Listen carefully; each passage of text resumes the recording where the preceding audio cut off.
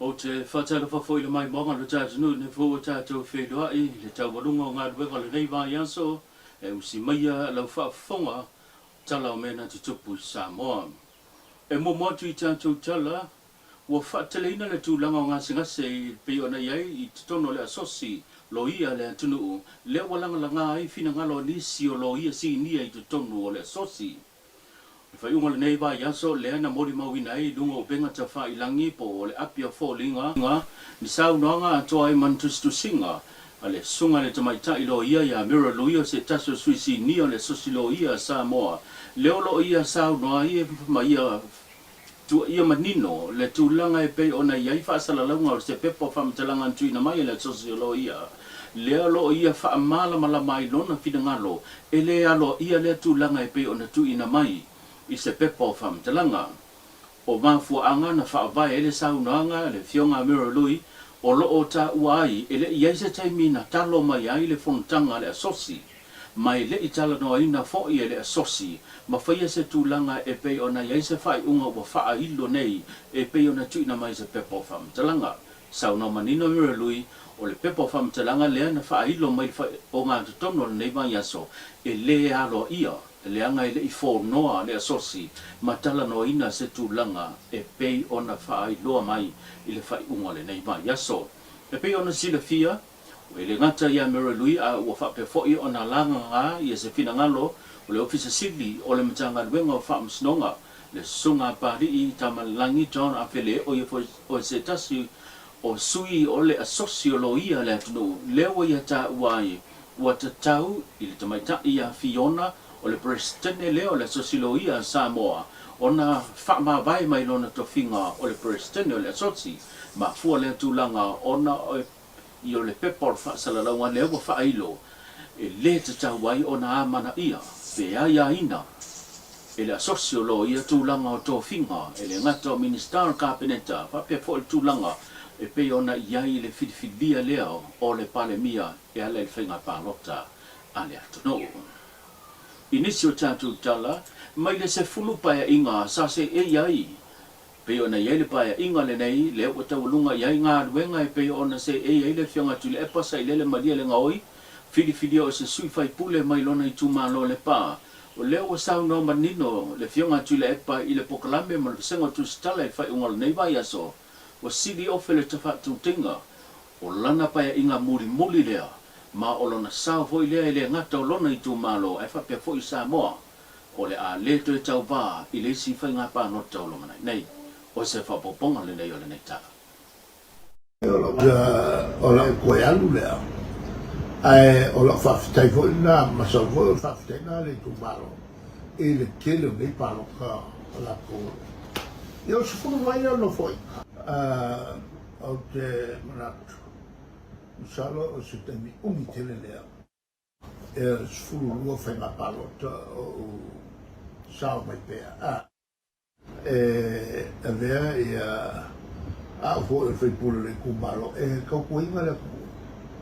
O le mena o te whaatai e tele ka pāua le mātou nungu tampu nefo. Maui ma whale aku le lato whiwhiria pēa. I le toi taliu mai i whanua. O le whainga malanga le sui pāle mia le whionga toi lupe pulu minuko o Nisemo. Leona whaatasi atu le fontanga malo o fantasi. Leona usuia i tutono New York i Amerika. O lewa ia sau noe whaafetia le tāpua inga le atunuu. A o to e se ailana whionga male atunuu. Mō whanotanga whaavala malo. O se whapoponga le nei o le nei Samoa. Samoa. Lenga tai i tāpua inga se tātou atunuu. Ya o whaiwa, se tata wānga se mātou lea unga. Ya, e momoli to whaama le whautanga tātou atunu. Ya, to whaare whionga pāri mia ma kāpeneta. Ya, o se tāpua inga, ya, wasa moa i ona tūlanga wharupu. O alo, o nuele, ngā nuele, maro whatasi. Ya, no whautanga whautusanga, e pe ona silafia. Sa o ia tu le nava yasu ya after le tu ma ia me o ya me se foi ya tu langa sa o tuai e o se fie lua vai no le Saya nak melanggar lagi fontan. I didn't want that mic sign. Ile ai fatilunga le fontan fatu sama ale malu fatas. Male tātou tala muli muli, ana le ai sa moa, e le ai sa tātou ngā ruenga. O le melea, e tā ua i le whaatino, i le tūlanga māua lunga ma le whamaoni, o lou wala wina, o oe o le ali i ma le tamaitai, tausi soifua, o loo suru whai mai e le atunu. O uputi mai ia ma le saunoanga, le minista, le matanga ruenga o soifua maloloina, le fionga ba au awa salu o lo fipo, i se whiro inga ma le matanga ruenga o soifua maloloina, i le whai unga le vaiaso. O si mai a lau whaafonga. Awa o lau client o Samoa e le oe. Ana le se anoa Samoa e le maua se tātou ngaluenga.